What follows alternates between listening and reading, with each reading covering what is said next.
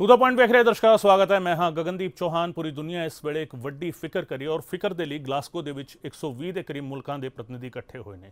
ਫਿਕਰ ਉਸ ਮਸਲੇ ਨੂੰ ਲੈ ਕੇ ਹੈਗੀ ਹੈ ਜਿਹੜਾ ਪੂਰੀ ਦੁਨੀਆ ਦੇ ਸਾਹਮਣੇ ਕਈ ਵਰਿਆਂ ਤੋਂ ਚੁੱਕਿਆ ਜਾ ਰਿਹਾ ਹੈ। 90 ਦੇ ਦਹਾਕੇ ਤੋਂ ਫਿਕਰ ਸ਼ੁਰੂ ਹੋਈ ਸੀਗੀ, ਲਗਾਤਾਰ ਸਮਿਟ ਜਿਹੜਾ ਹੈਗਾ ਹੁੰਦੀ ਰਹੀ ਹੈ। ਫਿਕਰ ਹੀ ਹੋ ਰਹੀ ਹੈ ਜਾਂ ਅਸਲ ਵਿੱਚ ਫਿਕਰ ਹੈਗੀ ਹੈ, ਸਿਰਫ ਜ਼ਿਕਰ ਕੀਤਾ ਜਾ ਰਿਹਾ ਹੈ। ਇਹ ਸਵਾਲ ਆਪਣੇ ਆਪ ਵਿੱਚ ਅਹਿਮ ਹੈਗਾ, ਜਿਸੇ ਨੂੰ ਸਮਝਣ ਦੀ ਕੋਸ਼ਿਸ਼ ਕਰਾਂਗੇ ਕਿ ਆਬੋ ਹਵਾ ਵਿੱਚ ਬਦਲਾਅ ਦੇ ਮਸਲੇ ਤੇ ਦੁਨੀਆ ਦੇ ਅੱਗੇ ਵੱਡਾ ਚੈਲੰਜ ਕੀ।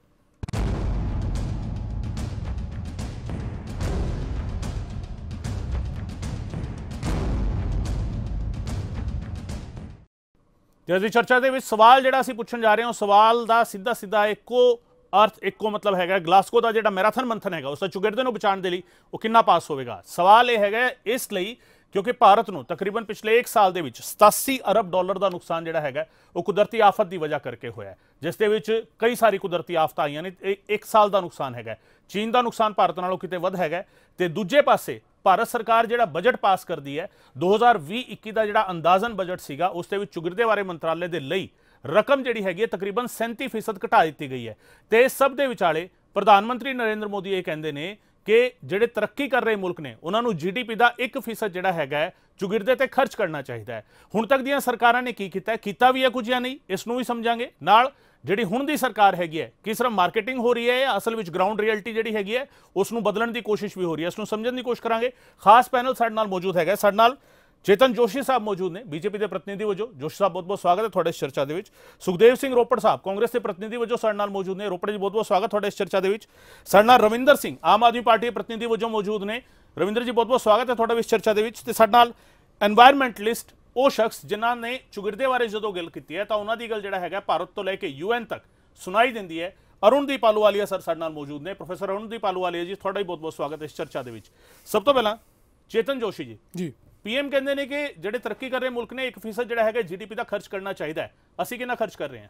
देखो ਇਹਦੇ ਵਿੱਚ ਮੈਂ ਤੇ ਬਹੁਤ ਜ਼ਿਆਦਾ ਸਵਾਗਤ ਵੀ ਕਰਦਾ ਹਾਂ ਤੁਹਾਡੇ ਸਵਾਲ ਦਾ। ਔਰ ਸਭ ਤੋਂ ਵੱਡੀ ਗੱਲ ਆ ਕਿ ਜੋ ਕੁਝ ਵੀ ਇਸ ਟਾਈਮ ਹੋਇਆ ਉੱਥੇ COP26 ਸ਼ਿਖਰ ਸੰਮੇਲਨ ਦੇ ਵਿੱਚ ਇੱਕ ਗੱਲ ਤੇ ਮੰਨਣ ਵਾਲੀ ਹੈ ਸਭ ਤੋਂ ਵੱਡੀ ਉੱਥੇ ਕਿ ਸਾਰੀ ਦੁਨੀਆ ਦੇ 100 ਜਿਹੜੇ ਮੁਲਕ ਆਏ ਨੇ ਉਸ ਦੁਨੀਆ ਦੇ ਵਿੱਚੋਂ ਉਹਦੇ 30,000 ਨੁਮਾਇੰਦਿਆਂ ਨੇ ਸ਼ਿਰਕਤ ਕੀਤੀ ਉਹਦੇ ਵਿੱਚ। ਇੱਕ ਪਲੇਟਫਾਰਮ ਤੇ ਆ ਕੇ ਜਲਵਾਯੂ ਦਾ ਵਾਤਾਵਰਨ ਦਾ ਇਹਦੇ ਬਾਰੇ ਚਿੰਤਾ ਜਤਾਉਣੀ ਇਹੋ ਹੀ ਸਭ ਤੋਂ ਵੱਡੀ ਪਹਿਲੀ ਕਾਮਯਾਬੀ ਸੀ ਜਿਹੜੀ ਚੱਲਦੀ ਆ ਰਹੀ ਹੈ ਨਾ। देखो सर 90 ਦੇ ਦਹਾਕੇ ਤੋਂ ਸਾਰੇ ਮੁਲਕ ਚਿੰਤਾ ਜਤਾ ਰਹੇ ਆ। ਨਹੀਂ ਤੇ ਚਿੰਤਾ ਜਤਾ ਰਹੇ ਨੇ ਬਾਕੀ ਮੁਲਕਾਂ ਦੀਆਂ ਵੀ ਸਮੱਸਿਆਵਾਂ ਨੇ। ਜਦੋਂ ਕੋਈ ਬਿਮਾਰੀ ਆਉਂਦੀ COVID-19 ਆਈ ਆ ਉਹਦੇ ਵਿੱਚ ਇਹ ਤਾਂ ਨਹੀਂ ਆਇਆ ਕਿ ਅਮਰੀਕਾ ਦੇ ਵਿੱਚ ਨਹੀਂ ਹੋਣੀ, ਚਾਈਨਾ ਵਿੱਚ ਹੋ ਗਈ ਆ ਤੇ ਇੰਡੀਆ 'ਚ ਨਹੀਂ ਹੋਣੀ ਤੇ ਫਰਾਂਸ ਨਹੀਂ ਹੋਣੀ। ਇਹ ਤਾਂ ਸਰ ਕੋਵਿਡ ਤੋਂ ਵੀ ਪੁਰਾਣੀ ਬਿਮਾਰੀ ਹੈ ਨਾ। ਦੇਖੋ ਜਲਵਾਯੂ ਦਾ ਜਿਹੜਾ ਮਸਲਾ ਵਾ ਉਹ ਡਿਵੈਲਪਿੰਗ ਕੰਟਰੀ ਦੇ ਉਸ ਕੰਮਾਂ ਦਾ ਨਤੀਜਾ ਵਾ ਜਦੋਂ ਇਹਨਾਂ ਨੇ ਉਸ ਵਕਤ ਦੀ ਊਰਜਾ ਨੂੰ, ਜਿਸ ਤਰ੍ਹਾਂ ਸਸਤੀ ਊਰਜਾ ਸੀਗੀ, ਮੰਨ ਲਓ ਕੋਲ ਹੈ, ਪੈਟਰੋਲ ਹੈ, ਡੀਜ਼ਲ ਹੈ, ਉਹਨਾਂ ਨੂੰ ਉਹਨਾਂ ਦਿਨਾਂ ਦੇ ਵਿੱਚ ਵਰਤ ਕੇ ਆਪਣੇ ਆਪ ਨੂੰ ਤਾਂ ਡਿਵੈਲਪ ਕਰ ਲਿਆ। ਲੇਕਿਨ ਉਹ ਮੁਲਕ ਬਹੁਤ ਪਿੱਛੇ ਰਹਿ ਗਏ। ਜਿਸ ਤਰ੍ਹਾਂ ਕਿ ਅਸੀਂ ਕਹਿੰਦੇ ਕਿ ਡਿਵੈਲਪਿੰਗ ਕੰਟਰੀ ਦੀ ਨੁਮਾਇੰਦਗੀ ਭਾਰਤ ਦੇ ਪ੍ਰਧਾਨ ਮੰਤਰੀ ਸ਼੍ਰੀ ਨਰਿੰਦਰ ਭਾਈ ਮੋਦੀ ਜੀ ਨੇ ਕੀਤੀ। ਉਹਦੇ ਵਿੱਚ ਉਹਨਾਂ ਨੇ 2-3 ਮਸਲੇ ਵੀ ਰੱਖੇ। ਸਭ ਤੋਂ ਵੱਡੀ ਜਿਹੜੀ ਉਹਨਾਂ ਦੀ ਗੱਲ ਸੀ ਕਿ ਗ੍ਰੀਨ ਇਨਫਰਾਸਟ੍ਰਕਚਰ ਨੂੰ ਅਪਗ੍ਰੇਡ ਕਰਨ ਵਾਲੀ ਉਹਨਾਂ ਨੇ ਗੱਲ ਕੀਤੀ ਹੈ। ਉਹਦੇ ਵਿੱਚ ਨਾਲ ਸਭ ਤੋਂ ਵੱਡਾ ਜਿਹੜਾ ਮਤਲਬ ਉਹਨਾਂ ਨੇ ਕਿਹਾ ਕਿ ਸਾਨੂੰ ਜਿਹੜਾ ਵਾ ਟੈਕਨੋਲੋਜੀ ਟਰਾਂਸਫਰਮੇਸ਼ਨ ਵੀ ਕਰਨੀ ਚਾਹੀਦੀ ਹੈ ਡਿਵੈਲਪ ਕੰਟਰੀ ਨੂੰ ਡਿਵੈਲਪਿੰਗ ਕੰਟਰੀ ਦੇ ਵੱਲ, ਕਿਉਂਕਿ $100 ਬਿਲੀਅਨ ਯਾਨੀ ਕਿ 100 ਅਰਬ ਡਾਲਰ ਦੇ ਫੰਡ ਬਾਰੇ ਇੱਕ ਵਾਰੀ ਫੇਰ ਤੋਂ ਚਿੰਤਾ ਜਤਾਈ ਗਈ ਉੱਥੀ। ਕਿਉਂਕਿ ਜਿਹੜੇ ਡਿਵੈਲਪ ਕੰਟਰੀ ਨੇ ਉਹਨਾਂ ਨੂੰ ਕੀ ਲੋੜ ਪਈ ਆ ਜ਼ਿਆਦਾਤਰ ਇਸ ਚੀਜ਼ ਵੱਲ ਡਿਵੈਲਪ ਖਰਚਾ ਕਰਨ ਦੀ। ਲੇਕਿਨ ਉੱਥੇ ਉਹਨਾਂ ਨੇ ਆਪਣੀਆਂ ਐਗਜ਼ਾਮਪਲਸ ਦੇ ਨਾਲ ਜਿੱਥੇ ਨੁਮਾਇੰਦਗੀ ਕੀਤੀ ਉੱਥੇ ਪੂਰੀ ਦੁਨੀਆ ਨੇ ਚਿੰਤਾ ਵੀ ਜਤਾਈ ਆ ਕਿ ਜਿਸ ਤਰ੍ਹਾਂ COVID-19 ਦੇ ਵਿੱਚ ਤੁਹਾਨੂੰ ਲੱਗਦਾ ਕਿ ਡਿਵੈਲਪਡ ਕੰਟਰੀਜ਼ ਨੂੰ ਚੁਗਿਰਦੇ ਬਾਰੇ ਖਰਚ ਕਰਨ ਦੀ ਕੋਈ ਲੋੜ ਨਹੀਂ ਹੈਗੀ? ਨਹੀਂ, ਬਿਲਕੁਲ ਹੈਗੀ ਆ, ਬਿਲਕੁਲ ਹੈਗੀ ਆ। ਕਿਉਂਕਿ ਜਦੋਂ COVID-19 ਆਇਆ ਵਾ ਇਹ ਤੇ ਹੈ ਨਹੀਂ ਕਿ ਇਕੱਲੇ 1-2 ਮੁਲਕਾਂ 'ਚ ਆਇਆ ਤੇ ਬਾਕੀ ਮੁਲਕਾਂ 'ਚ ਆਇਆ ਨਹੀਂ ਆ। ਉਸ ਦੇ ਨਾਲ ਇੱਕ ਪਲੇਟਫਾਰਮ ਤੇ ਆ ਕੇ ਇਹ ਚਿੰਤਾ ਦਾ ਵਿਸ਼ਾ ਬੜਾ ਗੰਭੀਰ ਹੋ ਗਿਆ ਸੀ ਜਿਹੜਾ ਉੱਤੇ ਵਿਚਾਰ ਕੀਤਾ ਗਿਆ ਉਹਨਾਂ ਨੇ।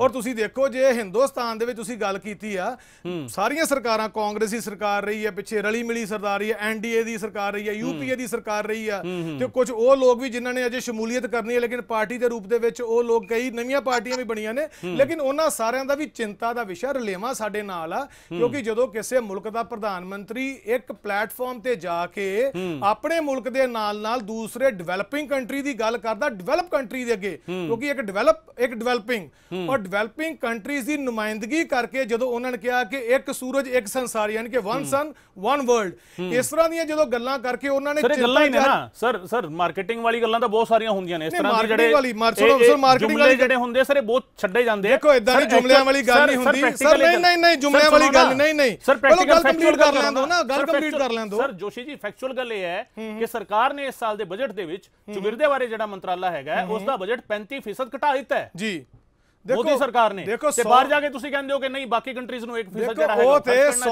ਮੁਲਕਾਂ ਦੇ ਨੁਮਾਇੰਦਗੇ ਜਦੋਂ ਇੰਟਰਨੈਸ਼ਨਲ ਕਿਸੇ COP 26 ਸ਼ਿਖਰ ਸੰਮੇਲਨ ਦੀ ਜਦੋਂ ਤੁਸੀਂ ਨੁਮਾਇੰਦਗੀ ਕਰਦੇ ਹੋ ਨਾ, ਉੱਥੇ ਗਲੋਬਲਾਈਜ਼ ਗੱਲਾਂ ਕਰਕੇ ਗਲੋਬਲਾਈਜ਼ ਚਿੰਤਾ ਜਤਾਈ ਜਾਂਦੀ ਆ ਔਰ ਉਹਦੇ ਵਿੱਚ ਆਪਣਾ ਪੱਖ ਰੱਖਿਆ ਉਹਨਾਂ ਨੇ। ਹੁਣ ਤੁਸੀਂ ਦੇਖੋ ਸਾਡੇ ਮੁਲਕ ਦੇ ਵਿੱਚ 2500 ਦੇ ਕਰੀਬ ਇਸ ਟਾਈਮ CNG ਸਟੇਸ਼ਨ ਬਣ ਗਏ ਨੇ ਤੇ ਆਉਣ ਵਾਲੇ 5 ਸਾਲਾਂ 'ਚ 10,000 ਦਾ ਟਾਰਗੇਟ ਆ। ਹੁਣ ਜੇ ਤੁਸੀਂ ਗੱਲ ਕਰਦੇ ਹੋ ਕਿ ਫਰਾਂਸ ਦੇ ਵਿੱਚ ਜਦੋਂ ਹੋਈ ਸੀਗੀ ਉਦੋਂ ਵੀ ਡਿਵੈਲਪ ਨੇ ਟਾਰਗੇਟ ਰੱਖਿਆ ਸੀ, ਲੇਕਿਨ ਕਿਤੇ ਨਾ ਕਿਤੇ ਉਹਨਾਂ ਨੇ ਕਈ ਚੂਕਾਂ ਕੀਤੀਆਂ, ਕਈ ਗਲਤੀਆਂ ਕੀਤੀਆਂ, ਕਈ ਥਾਵਾਂ ਤੇ ਉਹਨਾਂ ਨੇ ਮੂਵ ਕੀਤਾ। ਸੋ ਮੁੱਖ ਦੀ ਗੱਲ ਇੱਥੇ ਆ ਇੰਟਰਨੈਸ਼ਨਲ ਲੈਵਲ ਦੇ ਉੱਤੇ ਜਦੋਂ ਡਿਵੈਲਪਿੰਗ ਕੰਟਰੀ ਦੀ ਗੱਲ ਰੱਖੀ ਜਾਂਦੀ ਆ, ਪ੍ਰਧਾਨ ਮੰਤਰੀ ਸ਼੍ਰੀ ਨਰਿੰਦਰ ਮੋਦੀ ਜੀ ਨੇ ਜਿਸ ਤਰ੍ਹਾਂ ਉੱਥੇ ਗੱਲਬਾਤ ਉਜਵਲਾ ਸਕੀਮ ਦੀ ਕੀਤੀ ਆ, ਕਿਉਂਕਿ ਤੁਸੀਂ ਜਿੰਨੇ ਵੀ ਲੱਕੜੀਆਂ ਤੋਂ ਉਤਪੰਨ ਹੋਣ ਵਾਲਾ ਧੂਆਂ ਉਹਦੀ ਜਗ੍ਹਾ ਤੁਸੀਂ ਗੈਸ ਪ੍ਰੋਵਾਈਡ ਕਰਾਉਂਦੇ ਹੋ, ਤੇ ਕਿਤੇ ਨਾ ਕਿਤੇ ਦੇਖੋ ਗਲੋਬਲਾਈਜ਼ ਜਿਹੜੀ ਓਜ਼ੋਨ ਲੇਅਰਸ ਨੇ ਉਹਨਾਂ ਦੇ ਉੱਤੇ ਅਸਰ ਘੱਟ ਹੁੰਦਾ। ਚਲੋ ਠੀਕ ਹੈ, ਮੈਂ ਤੇ ਇੱਥੇ ਉਹ ਕਹਿਣਾ ਕਿ ਬਹੁਤ ਵਧੀਆ ਕਦਮ ਹੈ ਇਹ ਸਾਡਾ ਇਸ ਸ਼ਿਖਰ ਦੇ ਵਿੱਚ। ਸਾਹਿਬ ਤੁਹਾਡੀਆਂ ਸਰਕਾਰਾਂ ਨੇ ਕੁਝ ਨਹੀਂ ਕੀਤਾ। ਹੁਣ ਮੋਦੀ ਜੀ ਆਏ ਉਸ ਤੋਂ ਬਾਅਦ ਹੀ 2014 ਤੋਂ ਬਾਅਦ ਹੀ ਇਹ ਸਾਂਭ ਸੰਭਾਲ ਸ਼ੁਰੂ ਹੋਈ ਹੈ। ਤੁਹਾਡੀਆਂ ਸਰਕਾਰਾਂ ਵੀ ਰਹੀਆਂ ਨੇ ਇਸ ਮੁਲਕ ਦੇ ਵਿੱਚ, ਕਾਂਗਰਸ ਦੀ ਸਰਕਾਰ ਰਹੀ ਹੈ, ਉਸ ਵੇਲੇ ਕੁਝ ਨਹੀਂ ਹੋਇਆ ਕਿਉਂਕਿ ਇਹ ਫਿਕਰ ਤਾਂ 90s ਤੋਂ ਸ਼ੁਰੂ ਹੋਈ ਹੈ ਨਾ। ਨਹੀਂ ਦੇਖੋ ਗੱਲ ਇਹ ਹੈ, ਇਹ ਕਹਿ ਦੇਣਾ ਗਗਨ ਜੀ ਵੀ ਪਿਛਲੀਆਂ ਸਰਕਾਰਾਂ ਨੇ ਕੁਝ ਨਹੀਂ ਕੀਤਾ, ਮੇਰੇ ਖਿਆਲ ਦੇ ਵਿੱਚ ਇਹ ਉਸ ਗੱਲ ਦੇ ਨਾਲ ਨਾਇਨਸਾਫੀ ਹੈ।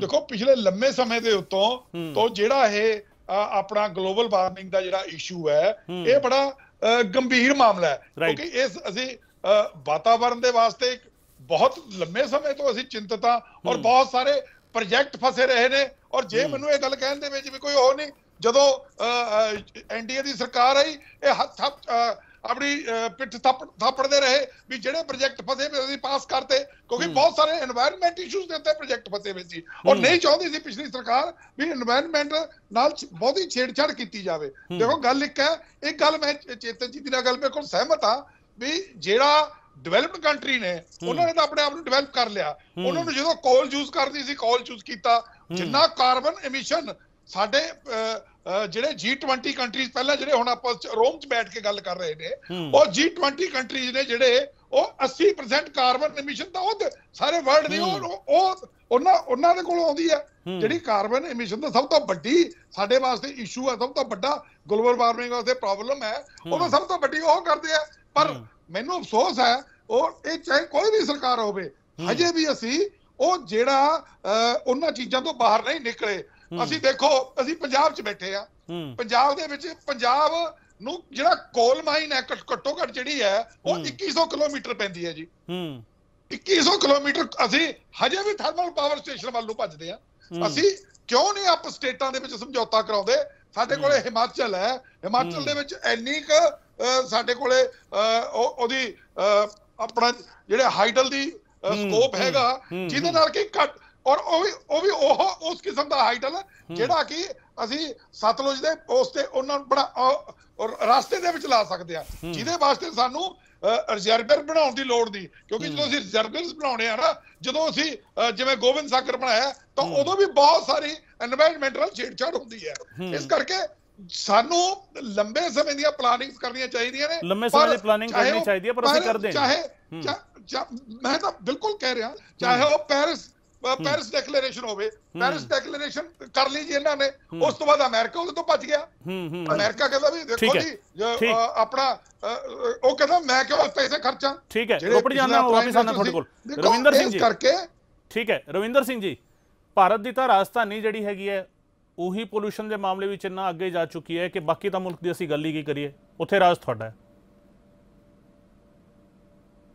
ਗਗਨ ਜੀ ਵੈਸੇ ਤਾਂ ਚਲੋ ਪਹਿਲਾਂ ਸਾਰੇ ਪੈਨਲਿਸਟ ਦਾ ਸਤਿ ਸ਼੍ਰੀ ਅਕਾਲ, ਤੁਹਾਡਾ ਵੀ ਬਹੁਤ ਬਹੁਤ ਧੰਨਵਾਦ, ਤੁਸੀਂ ਮੈਨੂੰ ਮੌਕਾ ਦਿੱਤਾ ਇੱਥੇ ਬੋਲਣ ਦਾ।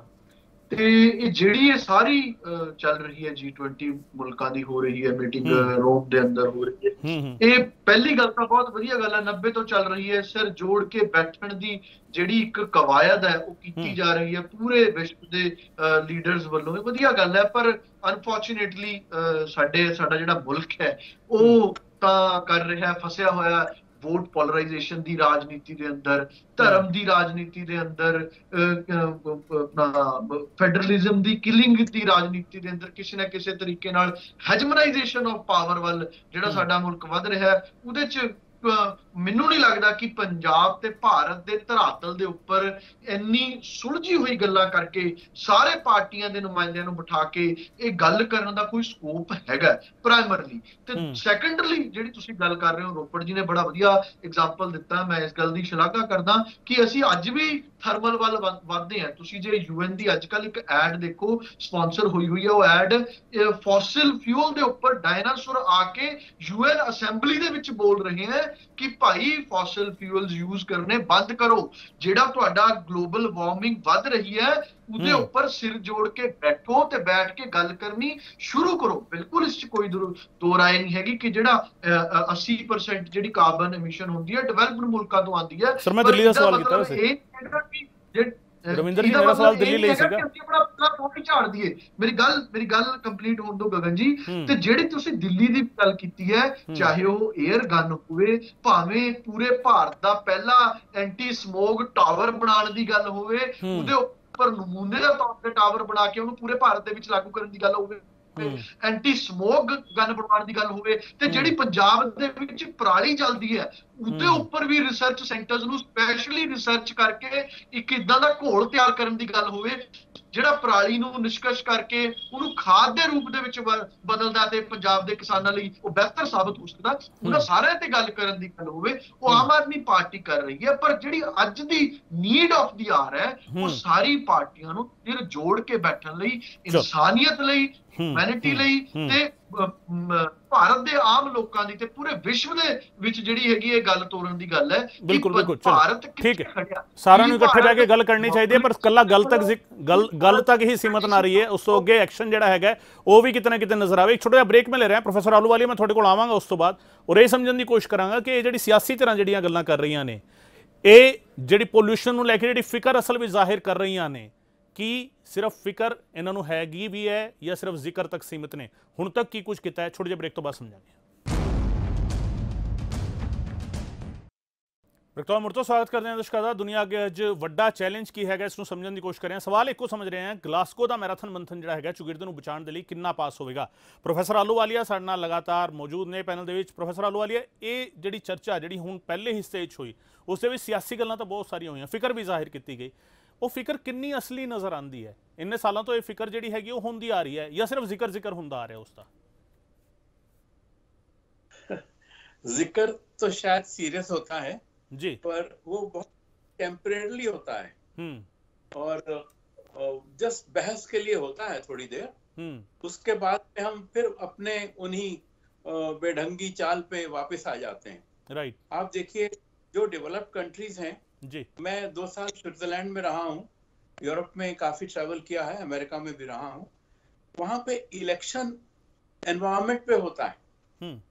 यहाँ पे मुझे दिखा दीजिए अगर किसी एक रैली में भी किसी राजनेता ने एक बार भी पर्यावरण की बात की हो तो वो गंगा गंगा बोलते हैं, हर नदी, हर झरना, हर चश्मा पवित्र है क्योंकि वो जीवन का आधार है। हमारी सभ्यता सिंसियरली पर्यावरण से जुड़ी है। हम पर्यावरण का शांति पाठ अपने घर में हर मौके पे करते हैं।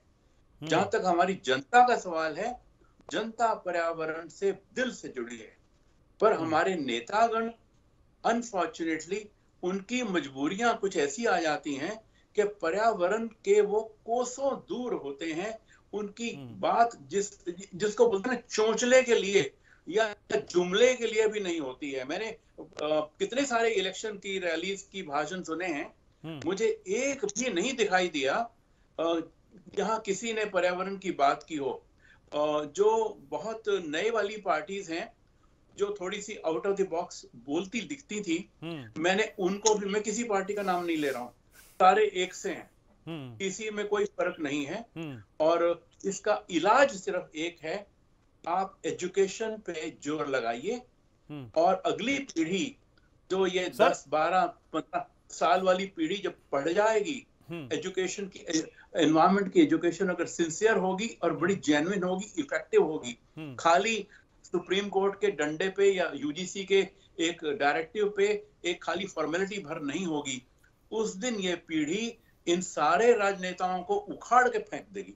सर ਅਸੀਂ ਜੋ ਕੁਝ ਪੜਾਉਣ ਦੀ ਕੋਸ਼ਿਸ਼ ਕਰ ਰਹੇ ਹਾਂ, ਜੋ ਸਰਕਾਰ ਗੱਲ ਕਰ ਰਹੀ ਹੈ ਵੀ ਆਹ ਕੁਝ ਪੜਾਵਾਂਗੇ ਅਸੀਂ, ਨੈਸ਼ਨਲ ਪਾਲਿਸੀ ਲੈ ਕੇ ਆ ਰਹੇ ਹਾਂ, ਉਸ ਦੇ ਨਾਲ ਲੱਗਦਾ ਤੁਹਾਨੂੰ ਕਿ ਕਿਤੇ ਐਜੂਕੇਸ਼ਨ ਦੇ ਵਿੱਚੋਂ एनवायरमेंट वाला कंसेप्ट आ रहा है?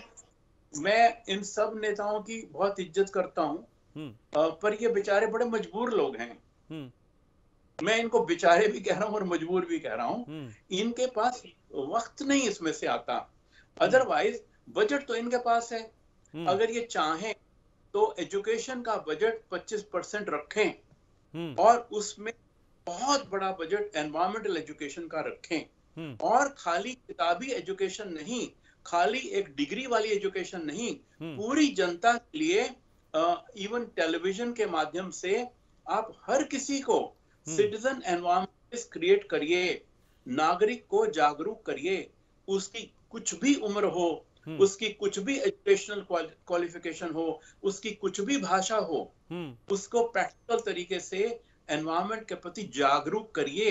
प्रोफेसर साहब ਜਿਹੜੀ ਸਰਕਾਰ ਚੁਗਿਰਦੇ ਬਾਰੇ ਮੰਤਰਾਲੇ ਦਾ ਬਜਟ ਹੀ ਘਟਾ ਦੇਵੇ, ਜਿਹੜੀਆਂ ਸਰਕਾਰਾਂ, ਉਹਨਾਂ ਤੋਂ ਕੀ ਐਕਸਪੈਕਟ ਕਰੀਏ ਅਸੀਂ? ਉਹ ਐਜੂਕੇਸ਼ਨ ਦੇ ਵਿੱਚ एनवायरमेंट ਦਾ ਬਜਟ ਵਧਾਣਗੇ?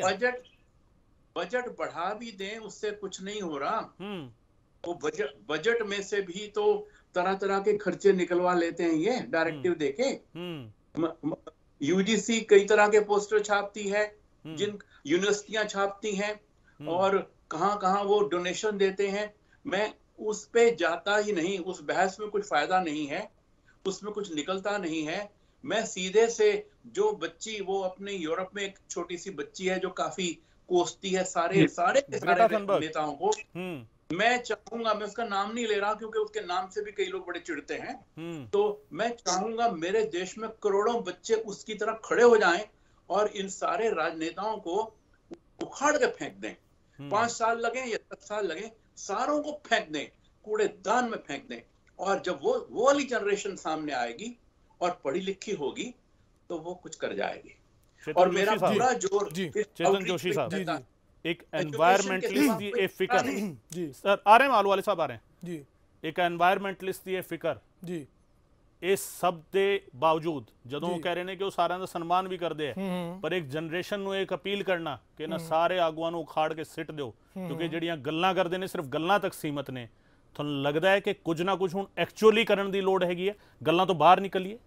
देखो जी, मैं बहुत रिस्पैक्ट करदा, मिलिया तो पहली बारी हाँ, पर प्रोफैसर एक बहुत वड्डा लफ्ज़ हुंदा, और उस तो बाद एनवायरमेंट के उत्ते गल कर रहे, क्योंकि मैं गुरु नानक देव यूनीवर्सिटी का पढ़िया होया वो विद्यार्थी हाँ, जो 1998 ਦੇ ਵਿੱਚ फीसां 'ਚ इंक्रीमेंट होया सी 1890 तो सीधियां 7-7 हज़ार हो गई सी, तो उदों मैनूं पहली बारी पता लगा कि यूनीवर्सिटीज़ का बजट किदां बनदा।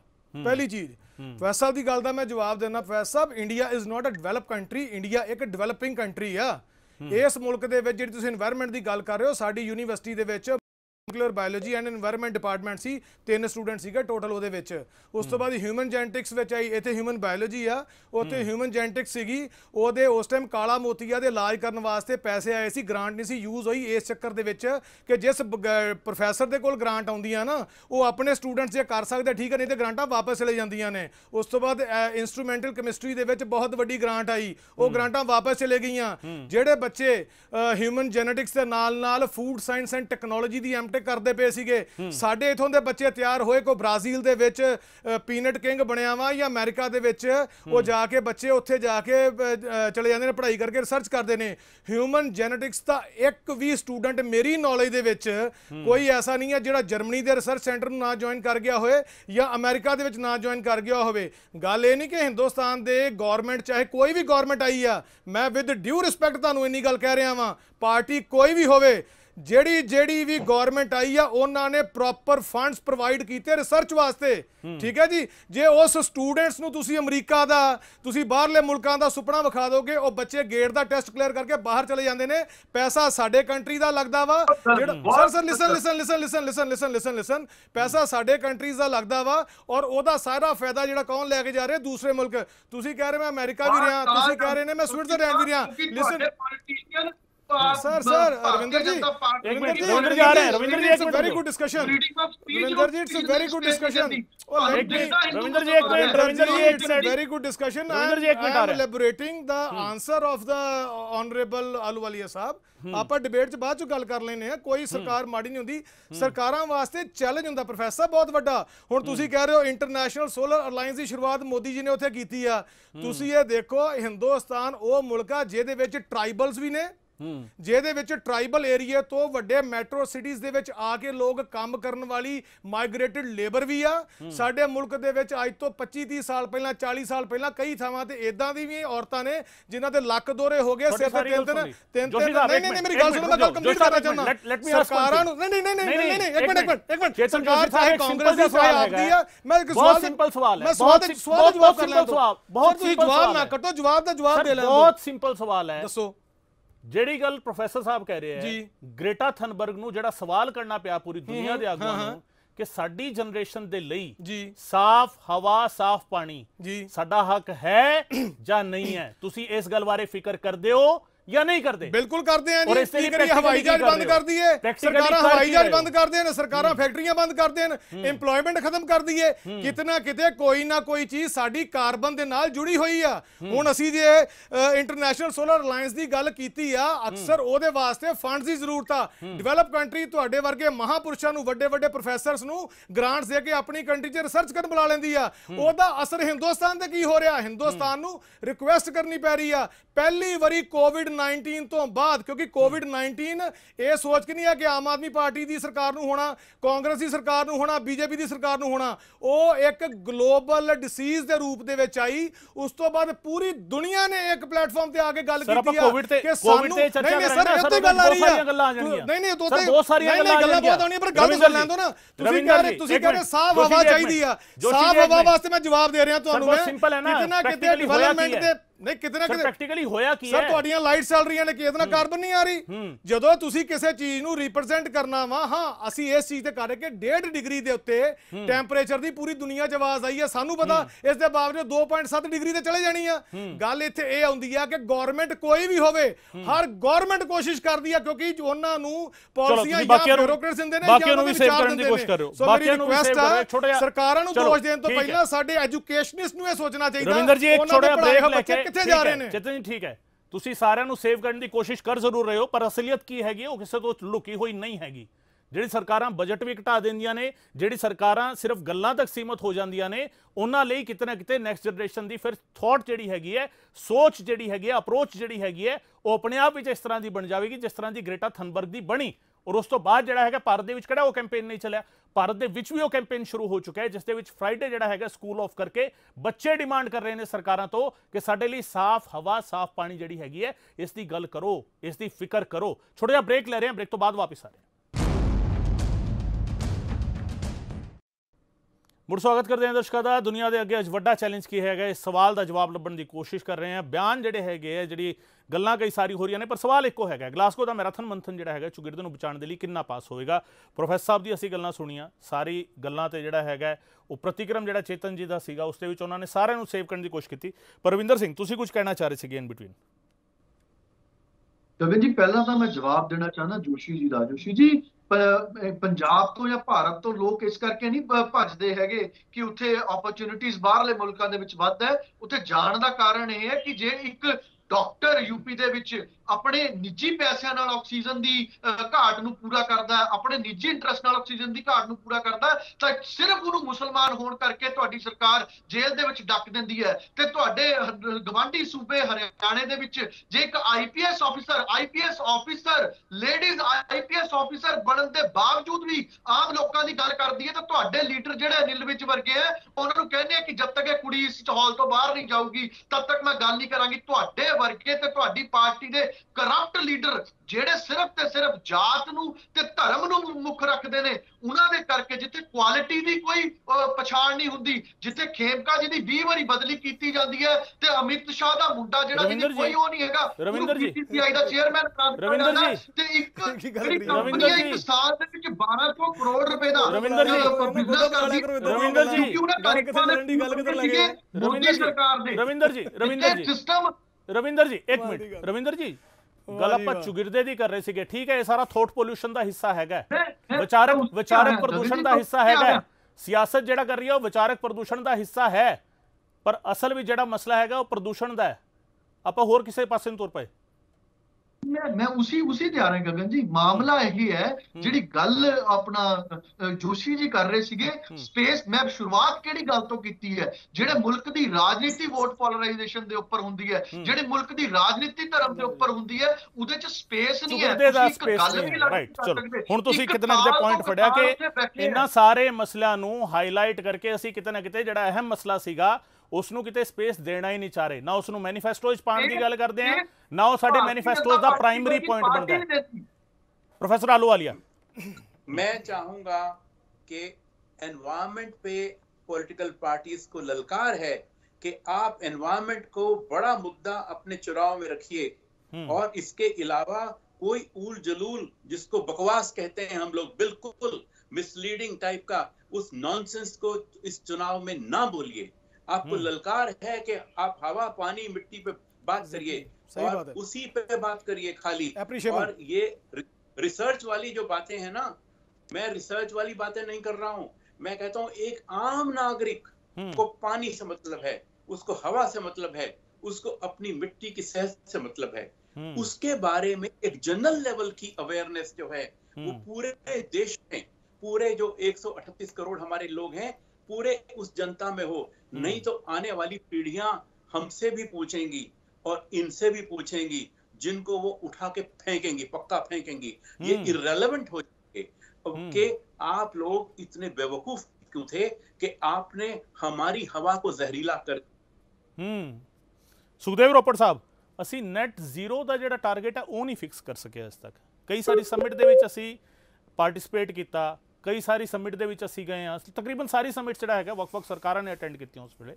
ਨੈਟ ਜ਼ੀਰੋ ਦੇ ਲਈ ਸਾਡਾ ਟਾਰਗੇਟ ਕੀ ਹੋਣਾ ਚਾਹੀਦਾ, ਉਹ ਤਰੀਕ ਅਸੀਂ ਹੁਣ ਤੱਕ ਵੀ, ਉਹ ਸਾਲ ਅਸੀਂ ਹੁਣ ਤੱਕ ਵੀ ਤੈਅ ਨਹੀਂ ਕਰ ਪਾਏ ਹਾਂ। ਐਕਸਪਰਟ ਜ਼ਰੂਰ ਕਹਿੰਦੇ ਕਿ 2050 ਤੋਂ 2060 ਦੇ ਵਿਚਾਲੇ ਸ਼ਾਇਦ ਅਸੀਂ ਨੈਟ ਜ਼ੀਰੋ ਤੇ ਆ ਜਾਈਏ, ਉਹ ਵੀ ਐਕਸਪੈਕਟੇਸ਼ਨ ਹੈਗੀ ਹੈ, ਇਹ ਕਹਿ ਲਿਆ ਜਾਵੇ ਕਿ ਕੈਲਕੂਲੇਸ਼ਨ ਹੈਗੀ ਹੈ, ਪਰ ਉਹ ਮੰਨਿਆ ਨਹੀਂ ਜਾ ਰਿਹਾ, ਸਰਕਾਰ ਕਿਤੇ ਮੰਨਣ ਲਈ ਤਿਆਰ ਨਹੀਂ। ਸੁਖਦੇਵ ਰੋਪੜ ਸਾਹਿਬ, ਮੈਂ ਤੁਹਾਡੀ ਗੱਲ ਨਾਲ ਬਿਲਕੁਲ ਸਹਿਮਤ ਹਾਂ ਵੀ ਕਹਿ ਰਹੇ ਹਾਂ ਅਸੀਂ 2050 ਤੱਕ ਲਿਆਵਾਂਗੇ, ਪਰ ਬਿਲਕੁਲ ਨਹੀਂ ਆਉਣਾ।